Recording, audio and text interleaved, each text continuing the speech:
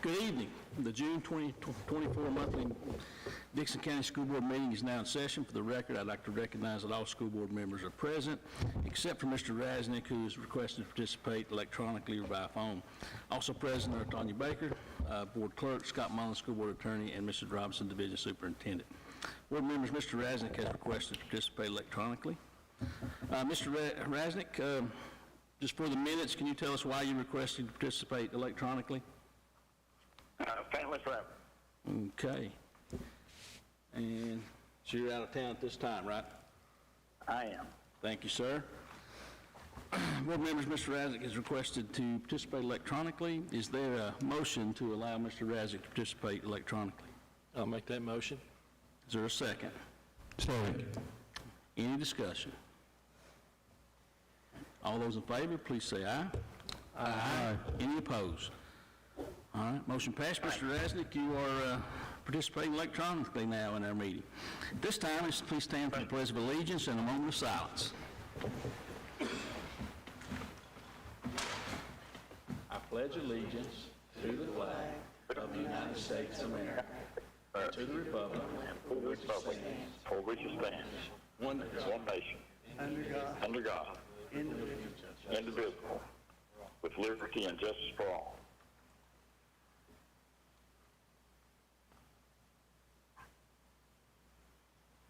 I think they lost me. Thank you. There's my song. Board members, we have an agenda for tonight's meeting. Are there any additions or revisions to the agenda? Mr. Chair, there's no additions to the agenda. Thank you. Mr. Rasnick, if you might want to mute it until you're speaking. Do we have a motion to approve the agenda as presented? So moved. And is there a second? Second. Any discussion? All those in favor, please indicate by saying aye. Aye. Any opposed? All right. That brings us to the public comment section of our meeting. Mr. Hackney, would you please read the guidelines for public comment? Ms. Martin, will you be our timekeeper, please? A period of time for public comment will be designated on the meeting agenda, during which the public may comment on issues related to public education. The Dickinson County School Board believes that the citizens of the county should be heard and that this is an acceptable format for receiving public comment. After the public comment section of the meeting is closed, the public shall not be allowed to participate in general board member discussions regarding agenda items. Public participation with the board members regarding agenda items can be disruptive, and the practice is prohibited by Robert's Rules of Order. It is the desire of the school board to treat each member of the public fairly and equally. Allowing one individual to participate while excluding others is unfair. The board may hold such public hearings as may be necessary to allow the public to more fully express their concerns, or the board may place the public comment section of any meeting at the end of the meeting to allow additional public comment. Or we do not wish to restrict the free expression of opinion. We feel that certain restrictions may be necessary so that order and reasonable standards of decorum may be maintained. We ask that the following standards be adhered. The speaker will be recognized by the chair. Each speaker will be limited to 5 minutes. Speakers will refrain from the use of vulgarity or profanity and will avoid negative or embarrassing comments directed toward specific children or students. Board members should not respond to issues presented by speakers unless clarification is necessary. Matters of concern raised under public comment will be referred to the proper official for investigation and future board consideration if necessary. Board would like to recognize Mr. Short with BPE. Mr. Chairman, members of the board, Ms. Robinson, a couple of things I want to mention. One is, I know Ms. Music has mentioned these several times about the opportunity for grants and scholarships for the teachers. That includes all teachers of Dickinson County. And those scholarships are $500 scholarships, and they are offered for classroom use materials, and they're also offered for classes that they may take. So I just want to make you aware of that, and the teachers of Dickinson County are aware of that as well. The other thing I'd like to say is thank you and congratulations to the years put in to those teachers that retire. And remember, after this, every day is Saturday. Thank you, Mr. Short. I'd like to recognize Ms. Mullins with DCA. Ms. Mullins here, or Mr. Tiller, either one? No? All right. Do we have anyone else for public comment?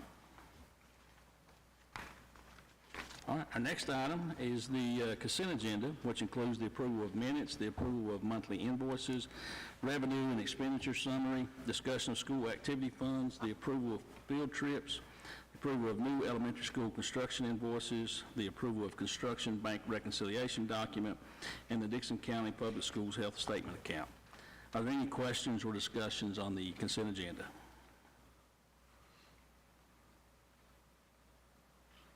Do I have a motion to approve the consent agenda? So moved. Do I hear a second? Second. Are there any further discussions? All those in favor, please say aye. Aye. Any opposed? All right. Next agenda item is information for the school board. Mrs. Robinson. Thank you, Mr. Higson. I'm going to go to good news from our schools. Yeah, skip We over have the- several. Yeah. That's better anyway. Good news from our schools, and this is a bittersweet time of the year for us. It's a happy time for many people, but for those of us that remain and miss them, it is bittersweet. Tonight, we have 188 years of experience that are retiring. 188 years. So you can tell the experience, the dedication, the commitment, the lives they have touched. It just goes on and on. And so, board members, if you'd like to meet me in front of your table, and I'm going to ask each of our retirees to please come. We will, and stay, we will get their picture, and then we'll ask their families who've also been right there with them to please come and be recognized.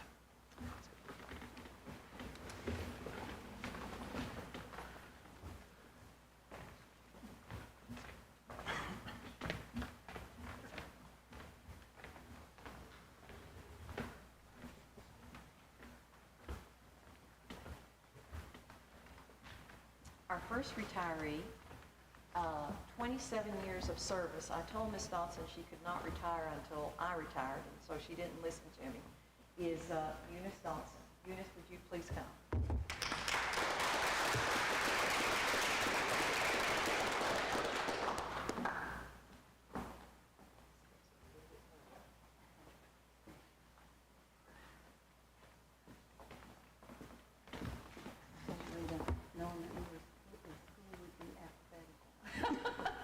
Eunice reminded me that it should have been alphabetical. Now, that tells you, right?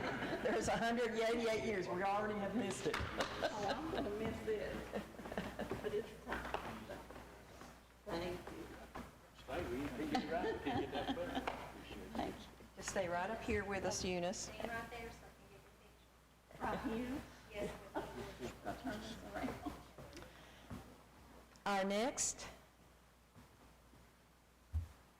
retiree wrote an email on her one of her last days that was absolutely heart-wrenching, and so I called her and I said, "You've made me cry," and she signed it, school counselor out, and I'd like to invite Rita Justice to come to the front, please. 34 years of service to the Dixon County school system.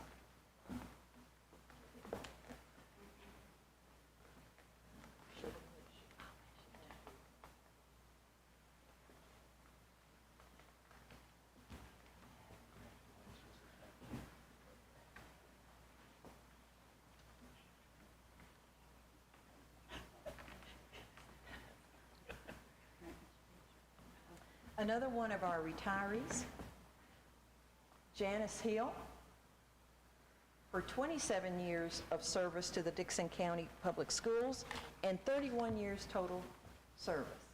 Janice, Ms. Hill?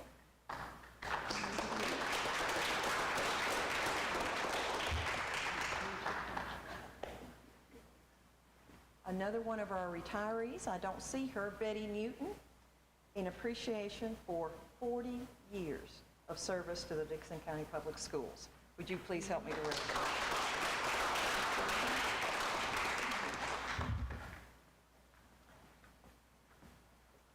Another one of our retirees today, 34 years of service to the Dixon County Public Schools, Ms. Pamela Byers.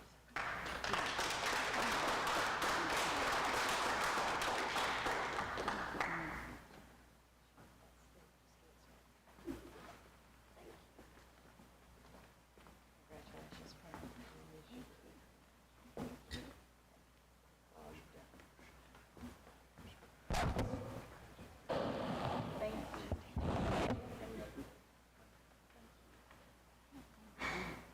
And Eunice will really fuss at me now about not being in alphabetical order. Amy Mullins, another one of our retirees. Amy has 27 years of service with the Dixon County Schools, 32 years total service. Would you please help me to recognize her?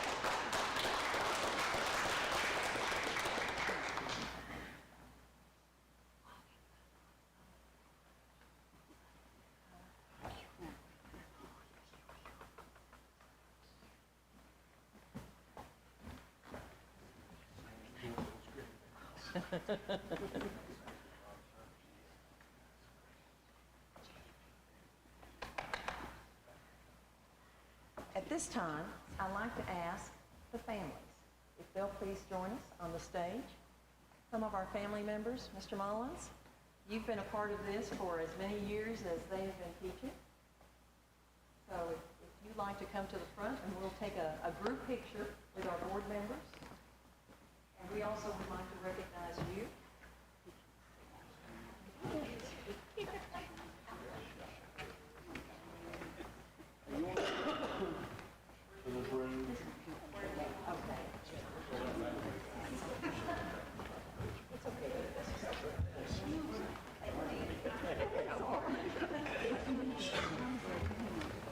We're just kind of filling in the gap here, so you don't jam your shoulder.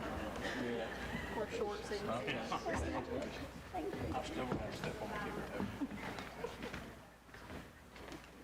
Right here, like this. Congratulations. I might have to get on your shoulder. It's kind of like a photo. I don't know. Probably wouldn't have enough. ladies and gentlemen, Gotta zoom out to get me in there.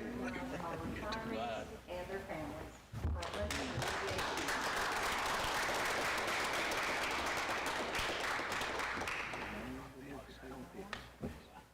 You got it? Yes.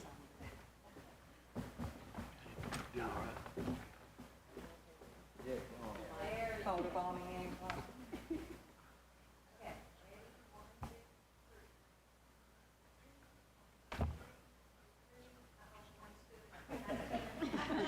I'll send you the pictures. Thank you very much. Oh, okay. Amy, stay right there, just a little too close. I'm gonna get out. 188 years right here. Okay, try. How are you?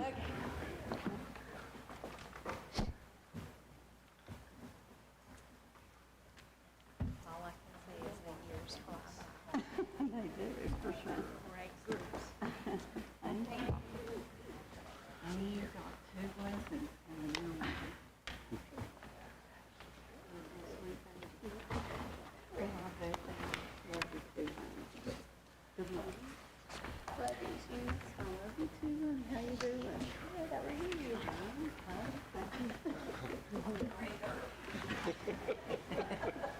Miss, who's going to speak me straight? I don't know, Miss Robinson. I'll email you every now and then. Thank you for everything.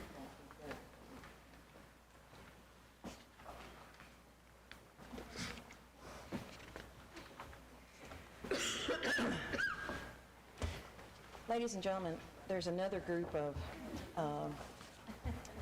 very special people that we'd like to recognize today. As you know, and as the board has so often told me, the number one priority in our schools is our safety. And that's not done easily, and that is not done without a lot of work and a lot of cooperation from many, many people. And so I'd like to take this opportunity to recognize our school resource officers. But this time, we're also going to recognize their families. Because every time that there is an officer that you see at a ball game, if you see them walking anywhere where our students are, there's probably a family at home waiting for them to come home. And so we would just like to take this opportunity to welcome them, to recognize them, and to also recognize their families for that.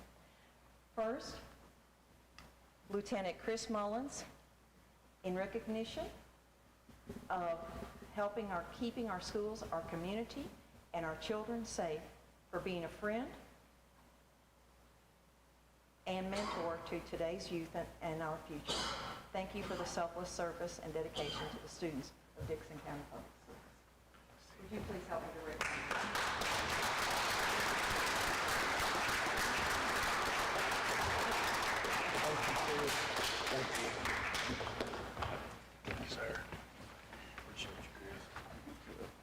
And I see this family, and so we would like to recognize the family of Lieutenant Chris Mullins. Chesney, if you and your daughter would come to the front, please. And this certificate says this: behind every strong police officer, there's even a stronger family who stands by them, supports them, and loves them. Thank you from the Dixon County Public Schools.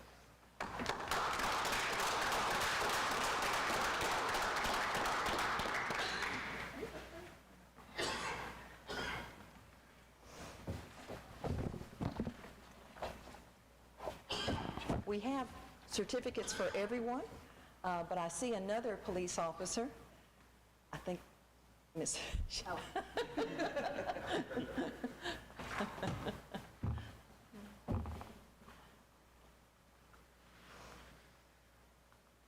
Just stand right there. Just stand right there. I see another SRO officer, and I'd like to recognize Kevin Brandt. Kevin has joined us this year. He is at Ridgeview Middle School, High School, and everywhere else. And this is in recognition for keeping our schools, our community, and our children safe, for being a friend and a mentor to today's youth and future. And thank you for the selfless service and dedication to the students of Dixon County Public Schools and its staff.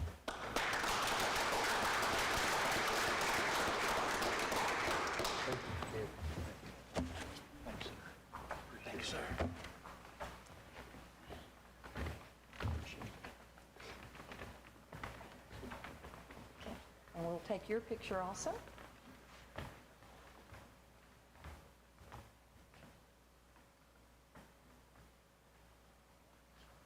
Would you help me again to recognize?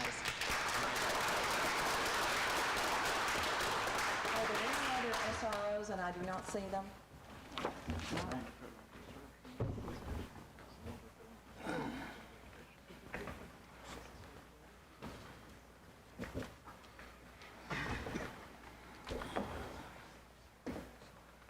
Thank you, ladies and gentlemen.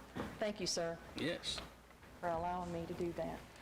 If our retirees will, just for a moment, if our retirees would like to leave at this time, or you're welcome to stay, however you want to try to do that, and our SROs and their families, you certainly have a few minutes to do that. Thank you.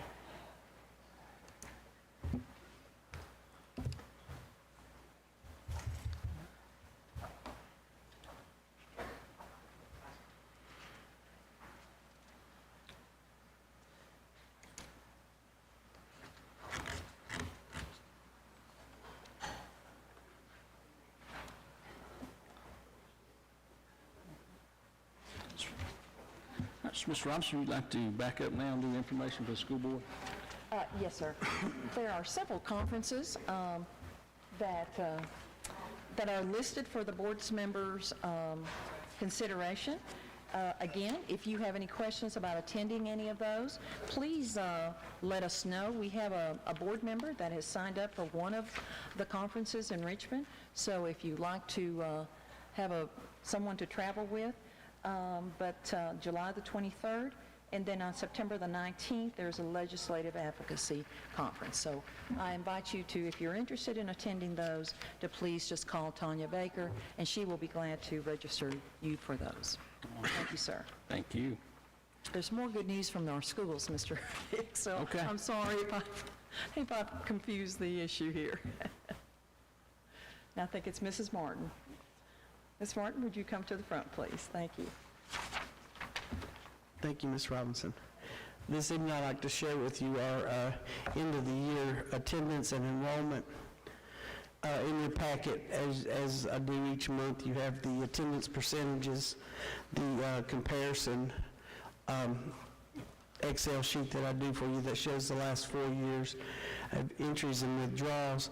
The exception this month is there's no absence intervention team notes, as they didn't meet in March due to SOLs and in the end of the year activities, so they didn't have monthly meetings.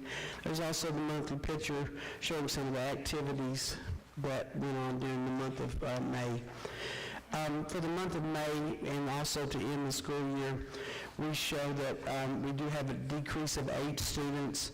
Overall, we had 1,767 students in K through 12, 18 students in the 3-year-old program, and 74 students in the pre-K and postgraduate, for a total number of 1,859, which is a decrease of 8 students. For the year, that is a decrease of 50 from the beginning of school. In August, at the end of August, we had 1,909. At the end of May, we had 1,859, which is a decrease of 50. The majority of those are in the K-12, which was 41 decrease. I looked at that today, and I can send that to you. Most of those were movements out of state. I don't have that broken down for you, but I can send that to you if you wish. For the month of May, for the attendance percentage, Clintwood Elementary School did have the highest at 88.82 for the month. Ridgeview Elementary School is 86.11 for the month. Overall, for the month of May, all schools combined had an attendance rate of 85.52%.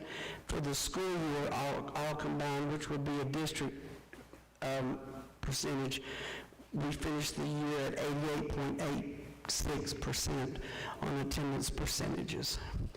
Any questions for me on attendance or enrollment?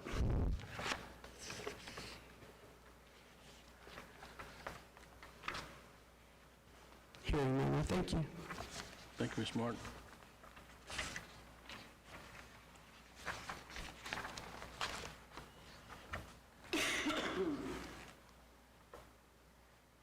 All right. Is that all of our good news? Yes, sir. It is. Okay, thank you. Thank All you. right, Mr. Burge, the update on Ridgeview Elementary School is our next agenda item.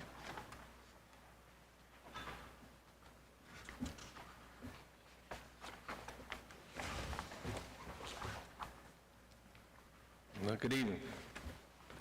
Hope everyone's enjoying this hot weather.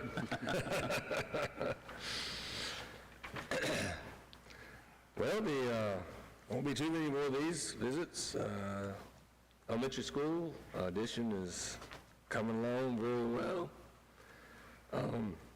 Excuse me. The school,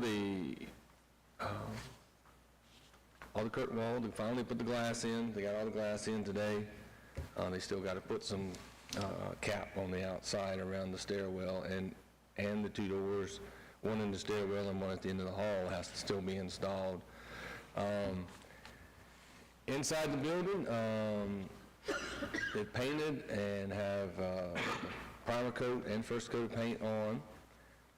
They also have laid the floor in the 2 classrooms on the ground floor and 1 classroom on the second floor. They should finish up those classrooms this week. The toilet partitions have been installed in the girls' bathroom this week, and they will finish up the boys' in the next couple days. Ceiling grid is in throughout. We have a little section we have to tie in. Drywall guys will be back tomorrow to wrap up a couple items. The plumbing fixtures are all installed. It's coming together real well. We broke through into the existing elementary schools and getting all that tied in. The low voltage contractor is trimming out. Electricians are trimming out. We have permanent power over there now. So things are moving well. We should be doing above ceiling inspection next week. Then we can drop all the ceiling tiles in. The air handlers have been started up, and they're finishing up a little bit of ductwork now. That'll be followed by controls and testing and balancing. It's coming along real well, getting ready for the furniture to arrive. And I know they've been moving last week some of the furniture from Clintwood Elementary to the middle school, and some maybe to the elementary school. And then later in July, they will complete the move of all the furniture from the existing school and the new furniture for the new addition. The building still remains in budget. The canopies have been released to be installed. They will probably won't get installed until finish up sometime after school starts. We'll work with the school system to make sure everybody's safe while this is going on. Parking lot, DEQ has that. We hope to get an answer back pretty soon on the additional parking. We have a space where we've proposed to use for temporary parking, which is out there where the construction trails are. We'll put some finer stone down over that big rock until we can get the parking lot completed. That way it'll allow teachers and staff at the elementary school to be able to get to the school without too much trouble and not having to come all the way from the football parking lot. So I think everything's going well. Some pictures. Here's a picture of the exterior. This is the west side and a little bit of the south. We still are waiting on the panels to go around the corner there. As soon as they get here, then we can finish the cap on the roof. And since this picture was taken, all the glass has been installed on the stairwell. Next. Here's a look out of the stairwell from upstairs. Next. This is one of the classrooms on the second floor. As you see, there's some ductwork still on the floor. That is being installed and will be finished up. I think they've got a whole bunch of people coming this weekend, Friday, Saturday, to get all the ductwork completed in the building. Next. This is a corridor. This would be on the first floor. You can see on the right there, you can see they've already installed the flooring in that classroom. Next. Here's the men's bathroom fixtures installed. They've actually today started installing the toilet partitions in this bathroom. Next. Girls' bathroom, this was taken yesterday. They have now completed those partitions and moved over to boys today. Next. Here, the water fountains have been installed, not water fountains. The showers. No, he just said, keep that water cut back. No, hand wash sinks for the students, since the sinks are not in the bathroom, they're out there where the teachers can actually see them, so they won't be playing around with the water. Next. Here, they've glued down the floor on the first floor yesterday. Now that's already been laid. Next. This is another floor. Well, this is the floor. It doesn't show up good in the picture. Over to the right is where all those colors are. You can see the green over there next to the windows, just like the elementary school. Next. All right, I think that's it. Has anybody got any questions or comments?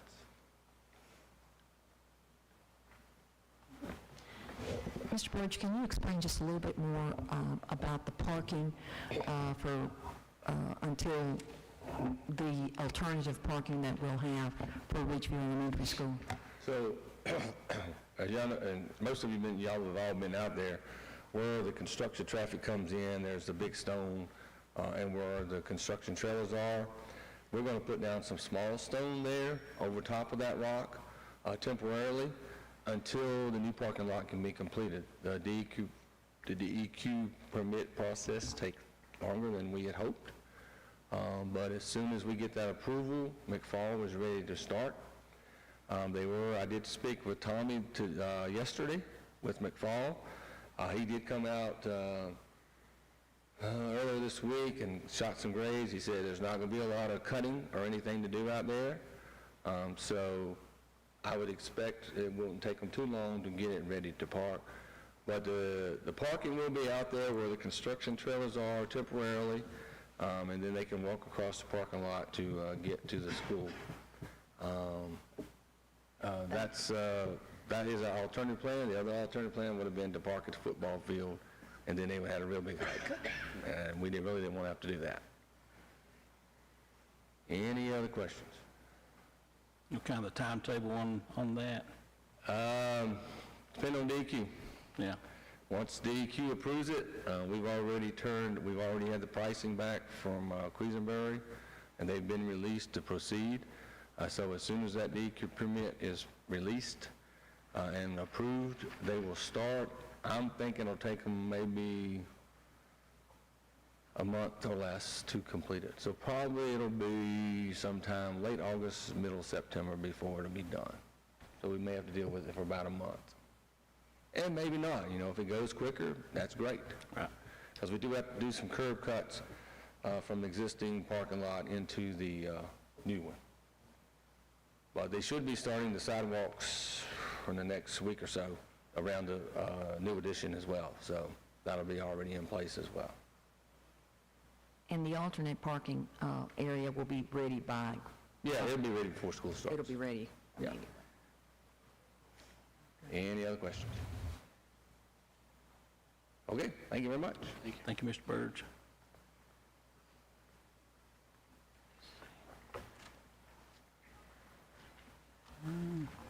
Do we need to back up and recognize? Yes, we do. We can bounce around if you'll indulge me for a minute. Yes. We have a couple of officers that have come in. Mr. Byers, if you'll come. Did another officer come in or anything? Ladies and gentlemen, Mr. Byers is another one of our resource officers that does such a great job in keeping all of us safe.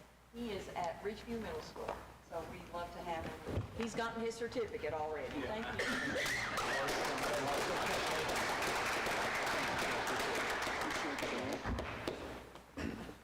Just go around this way. Yeah, just keep moving. Congratulations.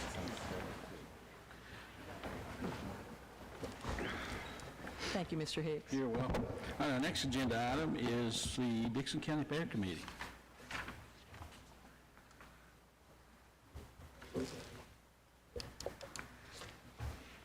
Good afternoon. My name is Autumn. I'm the chairperson for the Fair Committee. I come to ask kind of the same things we asked last year. First, I'll talk about our Sensory Day. It'll be our second annual Sensory Day. It'll be on September the 19th. That's a Thursday. We're going to do it field trip style again, so we'll need the children bused from the schools to the Kiwanis Park. We're also going to incorporate the Key Club, the Beta Club, the FFA, and the National Honor Society. This is free to all the children, and it is closed to the public, so it's only open to the children that participate in Sensory Day. We did have a child last year. I just want to share his story. Mikey is his name. Some of you may know him. He had never been on a Ferris wheel before, but thanks to Sensory Day and us closing it to the public and the lack of crowds, he was able to ride a Ferris wheel for the first time. And his mom, she posted a picture of him on Facebook, and it's one of just pure joy. So we would ask that you allow the field trip and then those additional clubs that help participate. So what the clubs do is they buddy up with someone, and they walk them through the park and on the rides and so forth. Again, that will be September the 19th from 10 a.m. to 1 p.m. We're also doing a Kids Day again this year. Do you have any questions about the Sensory Day? Okay. We're doing a Kids Day again this year, so we are requesting early dismissal for that. I think we've done that, this might be the third year possibly. Kids Day is free entry for all the children 18 and under. Free games, we have some of the churches participate and provide them with free games. They don't necessarily have to buy the rides ticket unless they want to. One of the things we're doing this year is we have acquired a bunch of stuffed animals, and we're having like an adopt a pet. So a lot of free things for them on that day. Free entertainment. I'm not sure exactly what we're going to get for them this year, but last year we did a foam party. I don't know if you saw videos of the foam party, but the kids absolutely loved playing in this foam machine that threw foam everywhere. That will be Friday, September the 20th. So that's our two requests from the fair, is early dismissal on Friday, September the 20th for all children, and then field trip from 10 a.m. to 1 p.m. on September the 19th for our special needs children. Any questions? Okay, thank you. Thank you. Our next agenda item is the approval of the 24-25 salary scales. Mrs. Taylor, Ms. Edwards.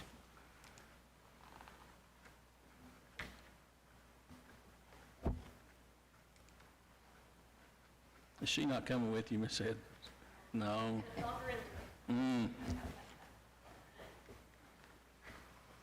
Good evening, everybody. I will provide you with a brief summary for our fiscal year 24-25 proposed salary scales. This will include a 4% increase for aide, cook, cafeteria manager, custodian, head custodian, nurse LPN, nurse RN, and school secretary scales. All other scales will be a 3% increase. This will also include step raises for all employees, which vary by year of service, and we expect an average of 4% increase for all part-time wages. Currently, we have 324 full-time positions. This is filled by 310 people. We have 14 bus driver teacher combinations. Any questions?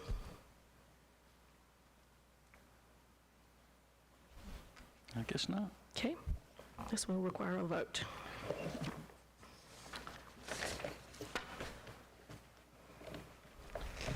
I move to accept the proposed scales. Okay. Do I hear a second? Second. All right, we have a second. All in favor of approving the 24-25 salary scales as presented, please say aye.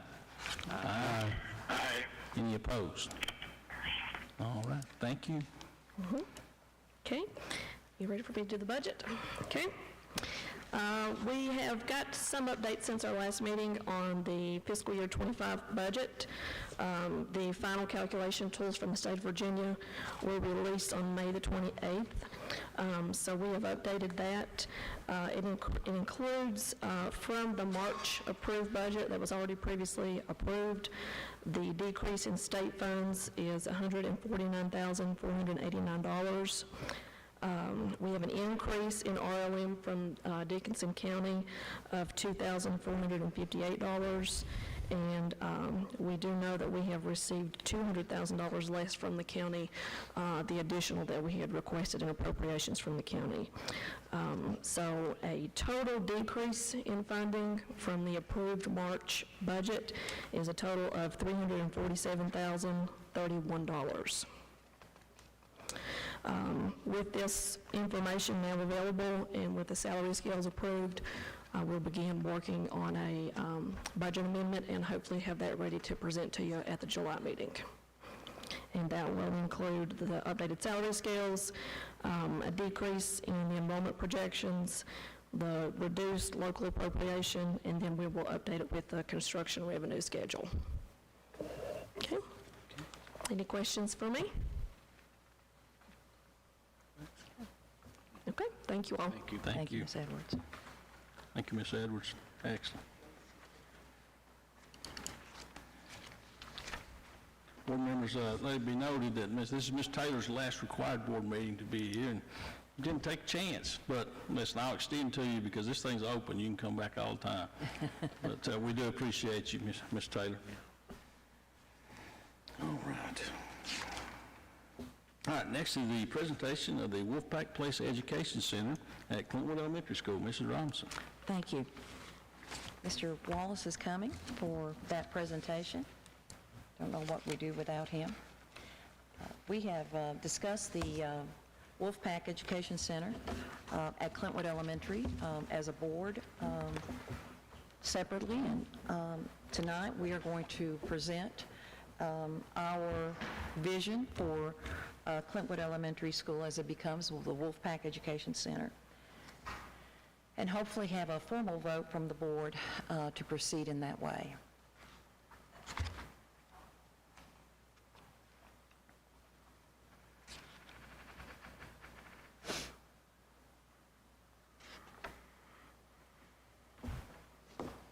You look at your screen, and next slide, please. Oh, gosh. I'm going to need to have some light. I don't know that I can read this. I'm sorry.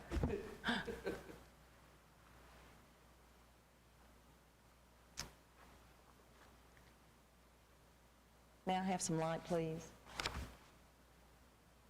Thank you. I'm sorry. Adam, could we have some light, please? Not Adam, I'm sorry, Cody. Okay, thank you. You had to receive this. Let me quickly go through this. The name of our center, of course, is the Wolfpack. And Ryan, if you could go to the second slide, please. Thank you. The Wolfpack Place Education Center. Our principal we are proposing to be Tony Robinson. One of our new programs there is the Resilience Ridge, which is for 2nd and 7th grade students. The teacher there, we're proposing for Cody DeLoach. Currently housed at Ridgeview High School and Ridgeview Middle School is the Reset program for 8th through 12th grade students. Our teachers there are Chris Fleming and Leslie Mullins. We're also, the vision for the Wolfpack Education Center is to have a therapy center for our 2- and 3-year-olds with OT, PT, and speech pathologist staff, and then potential future programs. Of course, we've discussed Minnick, moving there, in-school and out-of-school suspension center. Next slide, please. The Resilience Center will be adaptability, flexibility, and learning. It is a program that will be the consultant that will work with behavioral health and DCPS will be Heather Lynch, who has many years of experience in this. Another person that will be working closely with this will be Brandon Bice from Behavioral Health. Another one will be Caitlin Rife. Caitlin will be assigned to Resilience Ridge for the day. And then, of course, Chesney Mullins, who is our future BA, will also be working in that program. And the students will receive at least 2 hours of intensive therapy daily, in addition to their instruction. The Resilience Ridge services provided will be individual, group, family, case management, medication management, family support services, crisis intervention services, and also group skills training. Next slide, please. The Reset program will be a transitional 18-week program for grades 8 through 12. Again, the teachers there, Charles Hill from Behavioral Health will be working with this program, providing in-service trainings weekly, more if needed. Again, Chesney Mullins, our DCPS behavior support teacher, and our future BCBA will also be working with these students. Students will leave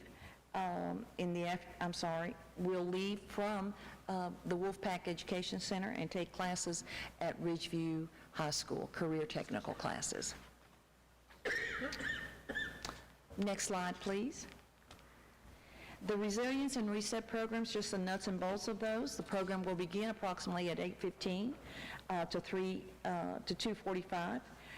They will be provided transportation to and from Ridgeview to this center. Grade level instructional programs are going to be provided by professional teachers and Edgenuity. Students will be, as I've said, transported to and from Ridgeview.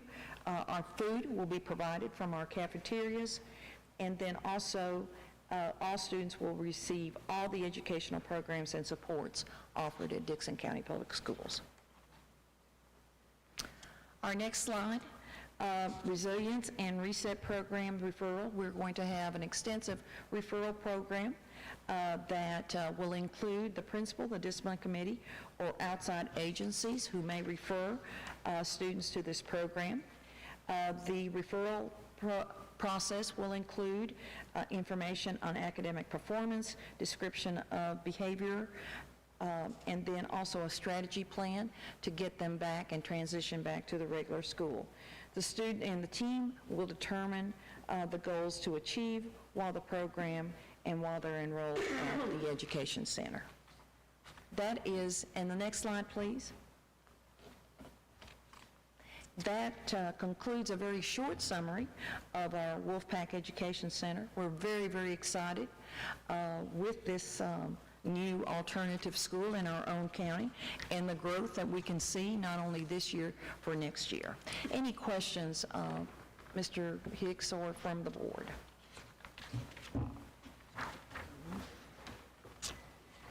Any questions?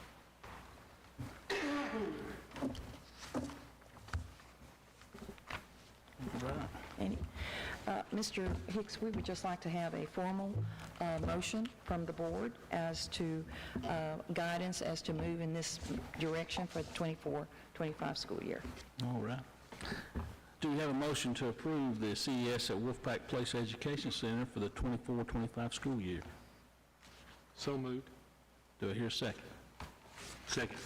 All right, motion and a second. Any further discussion? All right, hearing none, all those in favor, please say aye. Aye. Any opposed? All right, thank you. Next is the discussion of the student cell phone survey and proposed revision of the student cell phone policy. Mrs. Robinson. Thank you. Board members, for the last 2 weeks, we have surveyed our parents, our community members, our guardians, regarding the use of student cell phone in our schools. You have in your packet a summary of what the responses and the respondents stated in this. We had 469 responses were recorded in the survey. 61.4% were for parents and guardians. 15.8% were for students. Staff members, 6.6%. Community members, 6.8%. And other family members, 6.6%. Cell phone usage, we asked respondents to look at cell phone usage by students, and more than 4 hours per day was nearly 30%, 29.4%, 2 to 3 hours per day, 21.3%, and then 1 to 2 hours per day, 17.3%. So when you look at 2 to 4 plus more hours, it's close to over 50% of our students are using their cell phone over 50% of the day.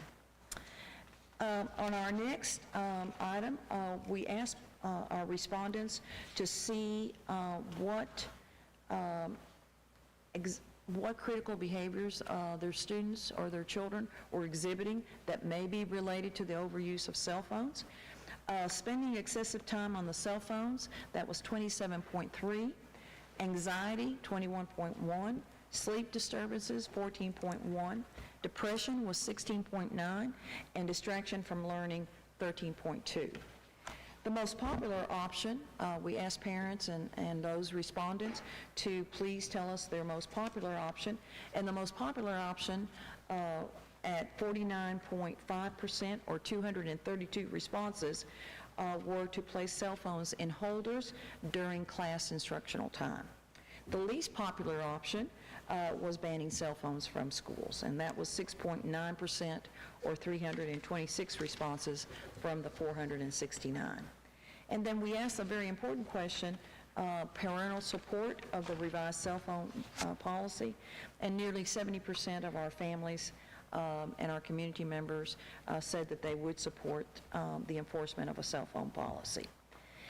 Several respondents reported that their children had a medical condition which required a cell phone close to their person, which is a legitimate issue to address. So as you look at this information,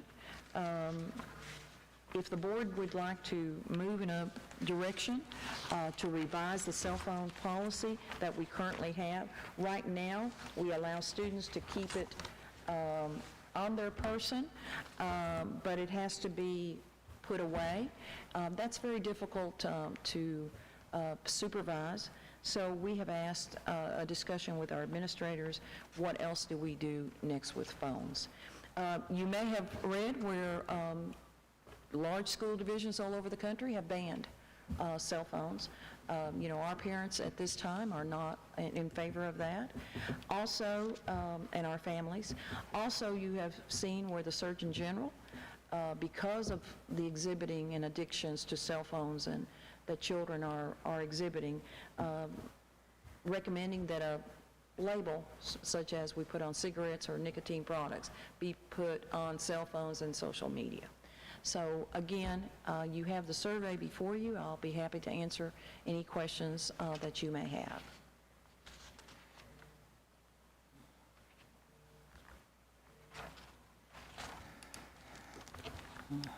Well, I think with the survey and possibly the policy we've come up here, we're meeting our parents and things where they're at this point in time.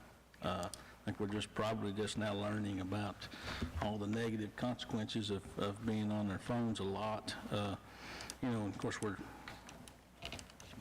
putting this at students, and I guess I'm guilty, and a lot of other adults are guilty of this as well. So we all could benefit a lot from just pulling back from them a little bit.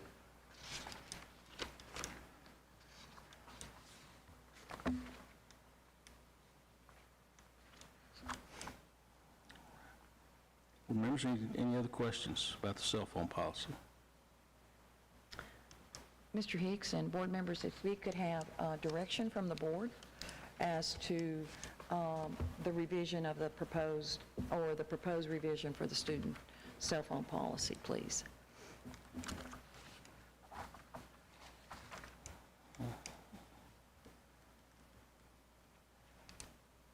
think we're looking at going along with cell phone holders as what the survey. If that's the pleasure of the board, that one was,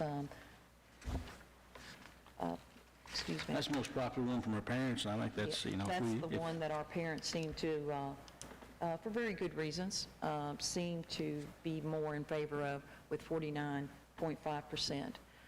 Cell phone policies, we may have to revisit in the future, but right now, our parents and our family members, our community members, seem to, with 50%, nearly 50%, seem to be supportive of that particular policy, or that particular strategy. I believe it's a good policy. I know that the rules and consequences will need to be adhered across the board for it to be successful. So Yes, sir. I believe we can do that, though. You have if the board so chooses to vote with using the holders, there is a policy that has been included in your packet that addresses that. And I'd like to distribute a statement in discussions with board members, because we know that children with medical conditions will have to have those extenuating circumstances. And And I'd just like to read this statement in the proposed policy. This policy does not prohibit any device used for medical services purposes and worn by students because of a condition that requires it. The parent and guardian shall provide the school with permission for the student to wear the device and a signed statement from a licensed physician prescribing its use, so that we know that some of our students who are diabetic, with the devices that they're wearing, they have to have their phone close to them. That phone can certainly be put away from sight or in their book bags, pockets, wherever. But in discussions with some of our board members, you had asked if a statement could be added to that, and I've just passed that, distributed to you. If a student with a medical condition is given allowances for a cell phone but violates the cell phone policy, the same consequences for violating the cell phone policy for all students will be applicable. So just please look at that statement and to see if it meets the needs of your concerns.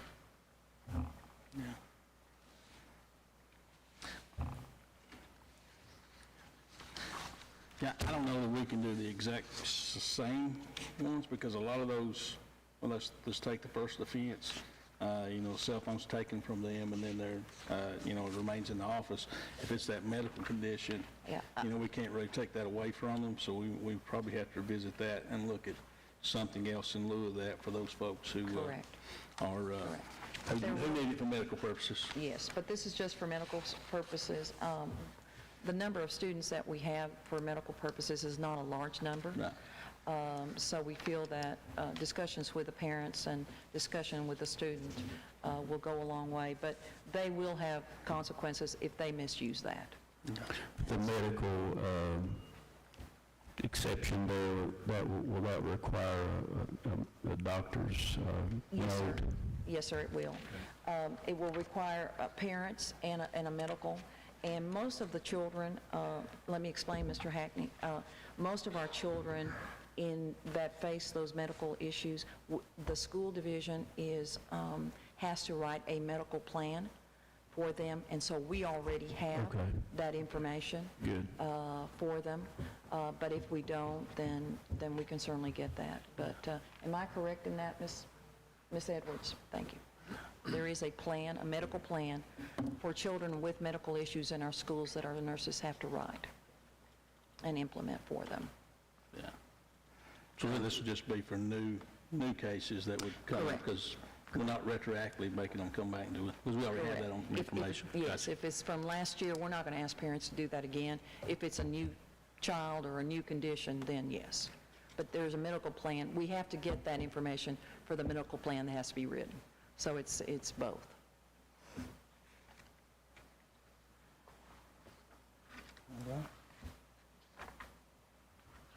Any other questions or comments? Board members, is there an alternative, or are we looking to look at the having students place them in holders in the beginning of or in the front of the room at the beginning of the class, or is there another direction? I would support putting it in individual holders. They are. Yes, sir, they are. And The holders will be provided by the school system for the teachers, correct? Yes, sir. The holders will be provided, and what they look like is shoe holders, okay? So, and they're numbered, 1, 2, 3, 4, 5, 6, 7, 8, 9, 10. I can send you a picture of those, of what we're using, but yes, we're going to be using the same one, and Mr. Vanover, the school division, is paying for those if the board goes in this direction. They will not be placed in one big holder. Every child will have a number. Every phone will go into that numbered holder. Do you need a motion for that? If that's the direction that the board is going. Yes, sir. Yeah. Was that in the form of a motion, Mr. Mullins, Yes. that you placed? Yes. I'm saying that, and that motion was to place those phones in holders in front of the classroom. That is as cor- that's described. Okay. Do I hear a second? Second. All right. Any other further discussions on that? Further discussion, I think just to reiterate and make sure I'm on the same page here, kind of following what Mr. Vanover had said. There won't be school or teacher options on that. This will be uniform practice. That's correct, because I think the suggestion was that, well, so-and-so don't make me do it, or whatever, but this is going to be division-wide. Yes, sir. Okay. Beginning in third or fourth grade at the elementary school and all the way up in all the classrooms. And it is now become board policy. So the expectation is that all classrooms, all teachers will be asked to implement this in their classroom. Okay. And we will communicate that to our principals and to our teachers.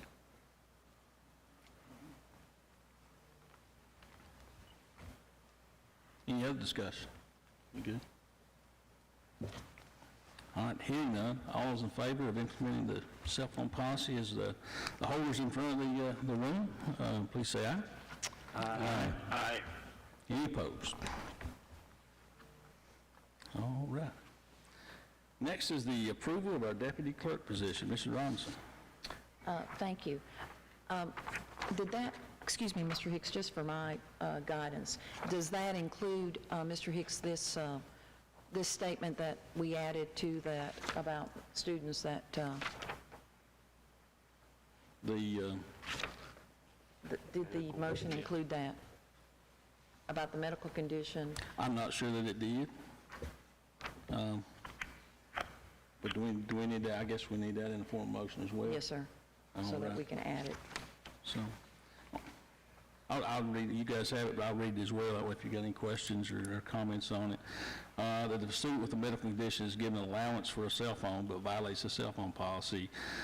We said the same consequences, but we probably need to come up with some alternate Right. consequences. And if we can take off that word there, consequences for violating, Yeah. we'll remove consequences for violating the cell phone policy for all students will be applicable with, with some adjustments, I'm sure. Right.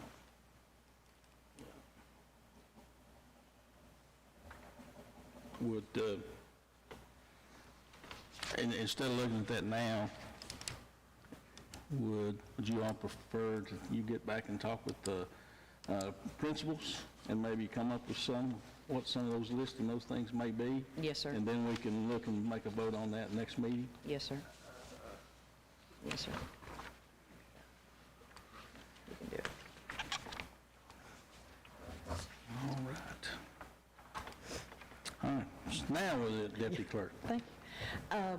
We're requesting the board's approval for Lacey Edwards.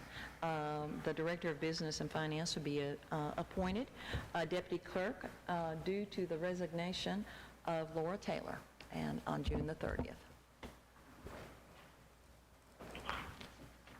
So moved. Have a motion, is there a second? Second. Any discussion? Hearing none, all those in favor, please say aye. Aye. Any opposed? All right. Next on the agenda is the adoption approval of the math book series for pre-K through 5. Mr. Deal.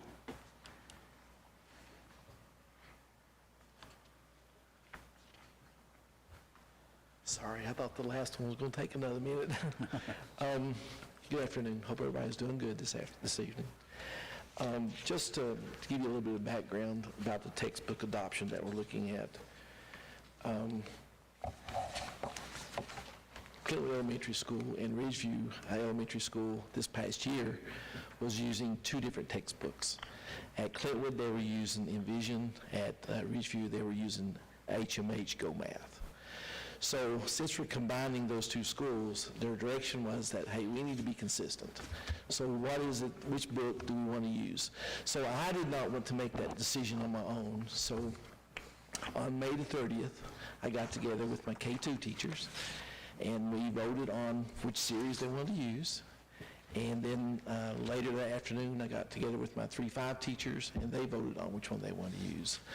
So for one more year, you guys probably heard the math standards are changing. So we want to be consistent through the division, so we're going to go with HMH Go Math. It's not going to cost us any extra money. Everything's already in place. We might have to buy a few teacher edition textbooks just because of where we're combining the schools. But everything else should be ready to go. And then next year, I will revisit you guys, with you guys, to talk about a new textbook series, because since the standards are changing, we'll need something to go with in order to meet, to meet those standards. So tonight, I guess I need to make sure it's okay with you so we can adopt HMH Go Math for K-5. 6, 7, 8 already has theirs in place. Members, any questions for Mr. Deal? Is there a motion to approve the HMH as the math textbook adoption for the 24-25 school year? I'll make that motion. Second. All right, any further discussion? Hearing none, all in favor, please say aye. Aye. Aye. Any opposed? All right, thank you. And thank you. And one more thing, or a couple more things. I'll just mention them.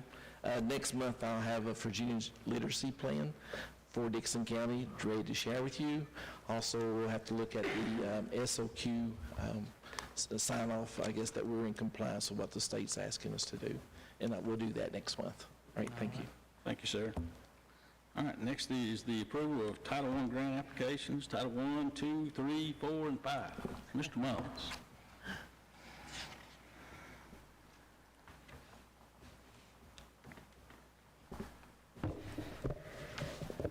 Good evening, Mr. Chair, members of the board. We do have 5 federal grants that we're asking for approval on tonight. It's that time of year again, but this is a good thing. Title I, Part A, improving basic programs, definitely the biggest of the federal grants that we have. Title II, Part A, supporting effective instruction. Title III, language instruction for English learners. Title IV, Part A, student support and academic enrichment. And Title V, Part B, rural schools, rural and low-income schools. As always, our federal grants are to supplement or support our current and existing instructional program, and that continues to be the same for next year's grants. I emailed the grants earlier. Hopefully everyone got those, but I'll just briefly touch on each of those. Title I, Part A, the estimate for this grant for the coming year, $815,000. This grant will provide federal funds to operate our Title I program at our elementary school, Ridgeview Elementary, this coming year. It will provide funding for Title I reading teachers, Title I math teachers, a reading specialist, and a math coach. Reading and math intervention and remediation is the primary goal for our Title I program. 98% of this grant will cover salary and benefits for 9 full-time employees. Title II, Part A, the estimate for this grant for the coming year, $110,000. This grant provides federal funds to pay for class size reduction teachers in grades K through 6. The grant will cover partial salaries for 3 teachers in those grade levels, and the funds assist in maintaining lower class sizes across that grade span. 100% of this grant goes towards salaries for those 3 teachers. I always try to provide an example when we talk about class size reduction teachers. It's kind of an educational term. It's kind of self-explanatory, but an example would be if we had 96 students projected in the coming year for grade 5, the standards of quality that Mr. Deal referenced a second ago say that we could have 4 teachers, we could have 24-to-1 student-teacher ratio, we could have 4 teachers cover those 96 students. If we use this Title II Part A funding and provide a 5th teacher in the 5th grade for those 96 students, we go down to from a 24-to-1 student-teacher ratio to a 19-to-1 student-teacher ratio. So we're trying to provide a better learning environment for our students. So that's what we mean when we say class size reduction teachers. It's when we try to reduce the student-teacher ratio in each of those classes. Title III, the estimate for this grant is $1,100 for next year. This grant provides funds to assist the division's English learner, or EL students. Materials and supplies are purchased to assist these students with language development, and we have 2 students in the school division that are classified as English learners. Title IV, Part A, the estimate for this grant is $60,000. This grant will cover 1 additional class size reduction teacher in the elementary grades. It will cover salary and partial benefits. 100% of this grant goes towards teacher salary and benefits. And the last one, Title V, Part B, Rural Schools. We estimate this grant to be $60,000 for next year. This grant works in conjunction with Title II, Part A, to cover the benefit costs for the 3 K through 6th grade class size reduction teachers. 100% of this grant goes toward teacher benefit expenses. All 5 federal grants are projected this year to total approximately $1,046,000. Salary and benefits are covered for 13 full-time employees, and that's the vast majority of all these grants. There are no proposed changes from our grant application from last year, so we would request that all 5 of these grants be approved for the coming year. I'll try to answer any questions if you have any. Anybody have any questions for Mr. Mull? All right. No questions. Is there a motion to approve the Title I, II, III, IV, and V as presented? So moved. Do I hear a second? Second. All right. Any further discussion? All those in favor, please say aye. Aye. Aye. Any opposed? All right. Thank you, Mr. Mullins. The next agenda item is the presentation and approval of proposed revisions of DCPS policy. GCBD staff leave. GCBD, staff leaves and absences. I think Tanya has a copy of the proposed policy in your packet, and she told me which color, and I'm sorry, but I can't remember. Orange. It's orange. So tonight we're proposing an addition to the regulations that are part of policy GCBD. The addition is on page 2, and it is in red in your policy. And just a little background for the reason for the request and the change to this policy. The Virginia Retirement System introduced their latest retirement plan, the VRS Hybrid Retirement Plan, in 2014, so 10 years ago. Any new employee coming into the VRS system since that time is considered a VRS hybrid employee. One of the differences between a VRS hybrid employee and a VRS Plan 1 or Plan 2 employee, and that's their 3 plans, Plan 1, Plan 2, and hybrid. One of the differences between the hybrid and the Plan 1 and Plan 2 employee is the availability of a disability plan, both a short-term and a long-term plan. That is available to the hybrid employee, but not to the Plan 1 or the Plan 2 employee. Because of this, most school divisions limited the number of sick days that a hybrid employee could accumulate. So VRS Plan 1 and Plan 2 employees can accumulate an unlimited number of sick days. They did not have this built in short-term and long-term disability as part of their VRS plan.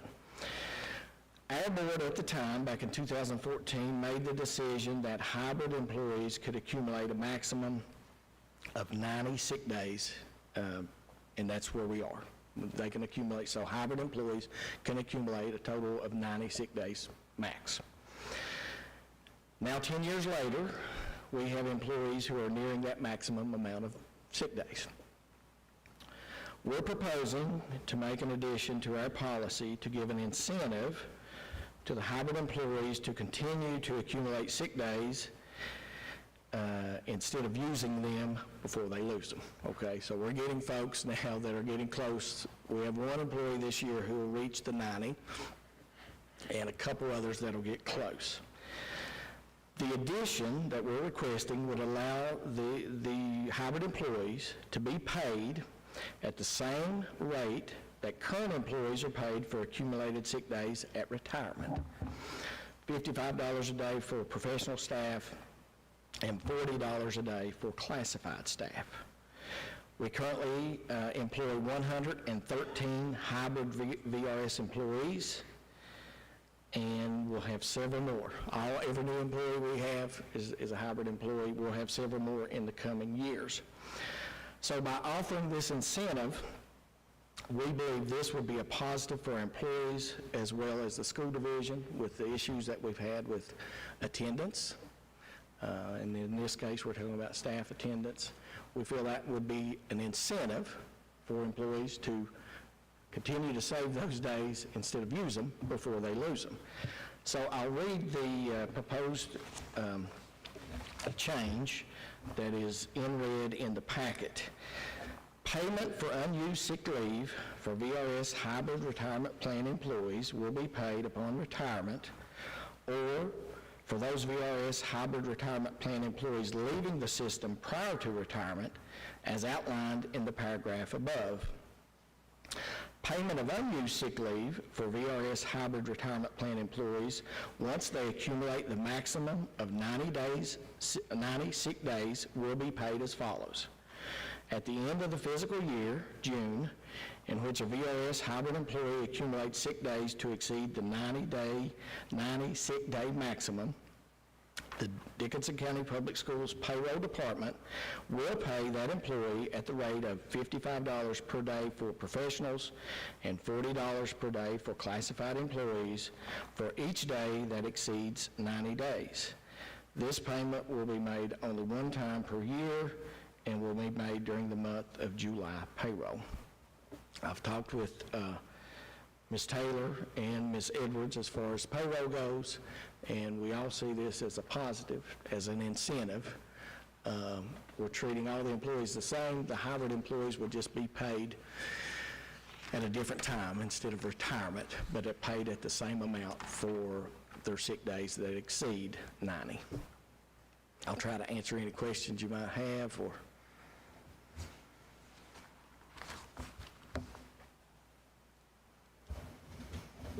I got any questions?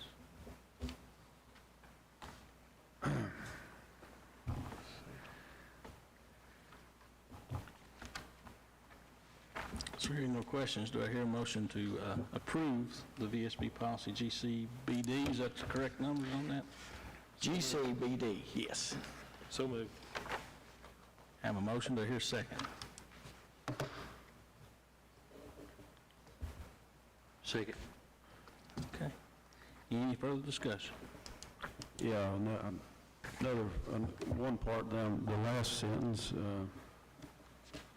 Mark, let's see, this payment will be made one time per year and will be made during the month of July. So theoretically, if you went over that 90 days, you get paid for anything over 90 days that year, and then if you still had, you get paid for that same leave again the next year. You would get, if you, let's say you started out the year at 85, and throughout the year, you didn't use any sick days, and you earned 10 more, okay? So at the end of the year, you had 95.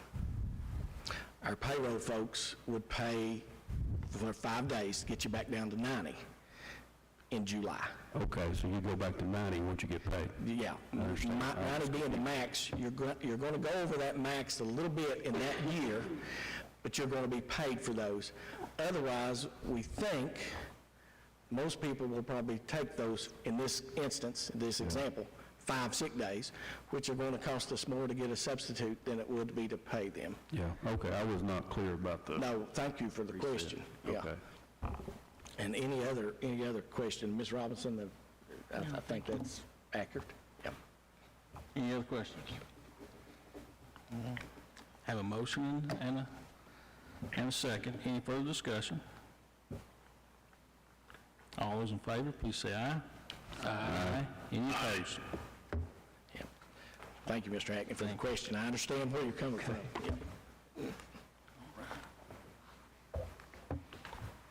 All right, next is the approval of the 2024 Parent and Student Handbook and the DCBS Handbook for Students. Mrs. Martin? You skipped one. What did I skip? VSBA policies. Yes. Let's go back to VSB policies. Yes. I gotta have those approved first. A couple of weeks ago, we sent you out 19 policies to be reviewing, for me to discuss this evening. Most of those, as usual, cross-references, legal references, amendments to Virginia Code. There are two that I wanted to bring to your attention. The policy IGAE/IGAF, which is health education, physical education, now stipulates that for 8th and 9th grade students, students will be provided 1 hour of personal safety training with local law enforcement in situational safety awareness and social media education. So that's new, and so we'll be working with Dickinson County Sheriff's Department to arrange that for our students. And then the second one is IGAG, which is teaching about drugs, alcohol, and tobacco. It is, in that policy, it stipulates that there'll be fentanyl education given to students 9 through 12 in the first 2 weeks of school, and speaking with the representative at VDOE, that will be provided by VDOE for us to hand out to the students.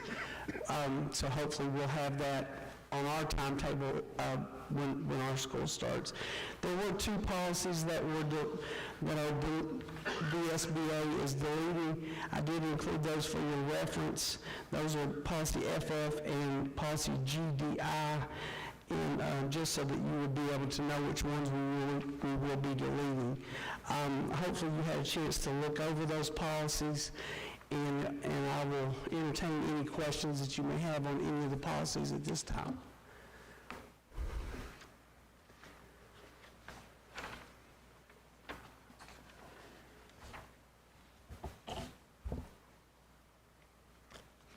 The fentanyl education, that won't be part of DARE? Or is that separate? It's separate. Separate from what DARE usually is? I think it's going along with Governor Youngkin's wife, the new One Pill Will Kill project that she has going. So I think it's part of her. It's definitely worthy to let people know how dangerous that is. Definitely, definitely. Any other questions for Ms. Martin? Hearing none, I would ask for approval of these policies. Do I hear a motion to approve the VSB policies as presented? So moved. Is there a second? Second. Any further discussion? Hearing none, all those in favor, please say aye. Aye. Any opposed? Aye. All right. Next, Parent and Student Handbook. Thank you. Now we can do the handbooks. There we go. Since we've got those policies approved, because I had to use those policies to update the handbooks. And then with the discussion that Ms. Robinson had with you with the cell phone policies, I will make those adjustments to the handbooks. We've sent you the student handbook, the student parent handbook, and also the consequence handbook for you to review, and I would need to have a motion for approval on those so that I can get those to the printer in time to have those ready for school to begin. Each of those handbooks, I did send you an explanation to revisions. I will note the Title IX process. I sent you a long explanation on that. We received word in the superintendent's memo on June 18th that there's a stay or a final rule motion on that we will not have to act on that by August 1st. So at this point, we're sort of in a holding pattern to see what happens with litigation. So the actual 2020 regulations that we have on Title IX will still stay in effect. So our handbook is current with that.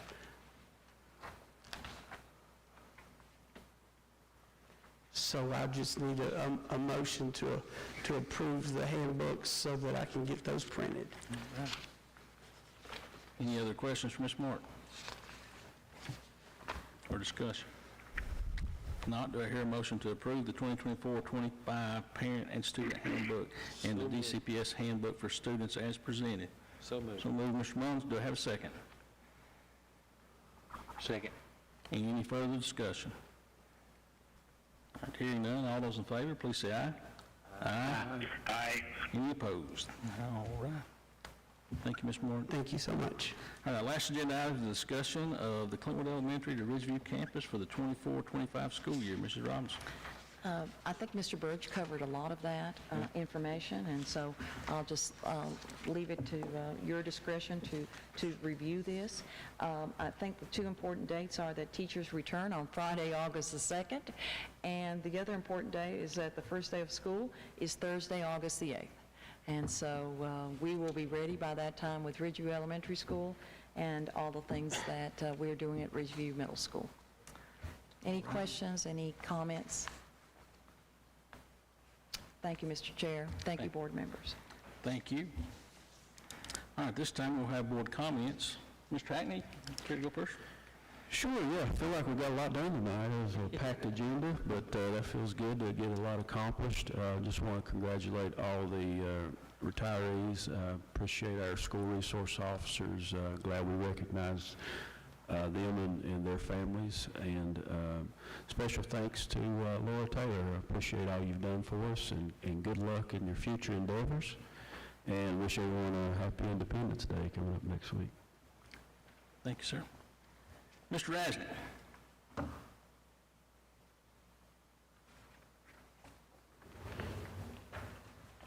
Mr. Rasnick, you have any board comments? We may have lost him. Phone's not lit up. Oh, dear. Okay.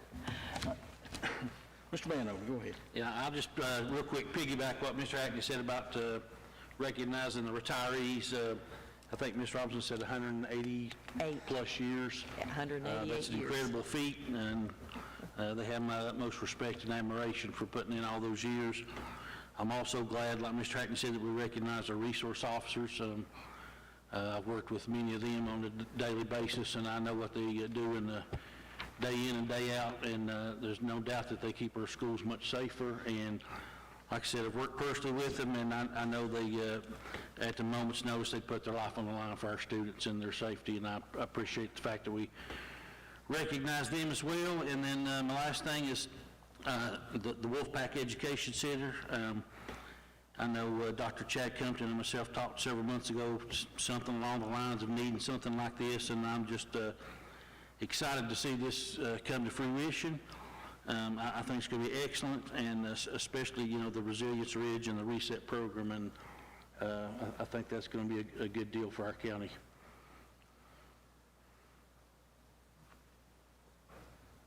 Mr. Mullins? I was just thinking, I heard the words August 8th, and I got to thinking, that's just right around the corner. Again. So, but I would like to say that how much we appreciate our retirees, and Haiti, I think, it was 188 years. You know, that's almost 2 centuries. Yeah. And our wonderful SRO officers, so dedicated, always here, always kind. They're such a blessing to us.